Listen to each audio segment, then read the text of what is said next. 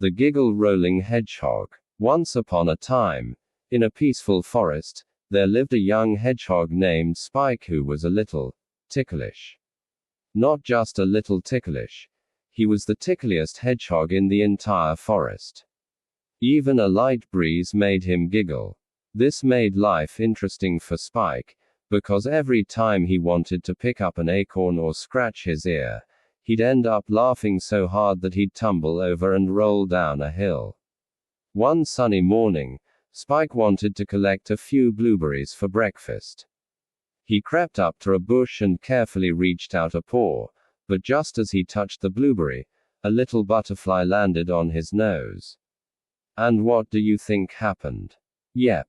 Spike burst out laughing, fell backward, and rolled all the way down the hill with blueberries bouncing after him. As he rolled and rolled, all his animal friends, like Ollie the owl, Buzzy the bee, and even Charlie the chipmunk, came out to see what was going on. They started rolling and giggling too. Soon, the whole forest was filled with rolling, laughing animals. Finally, Spike stopped at the bottom of the hill, dizzy and covered in blueberries. He looked around, seeing all his friends covered in leaves, sticks, and blueberries.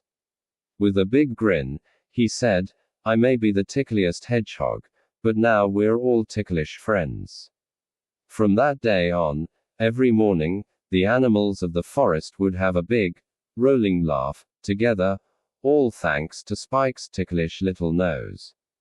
And every time they laughed, the forest felt happier.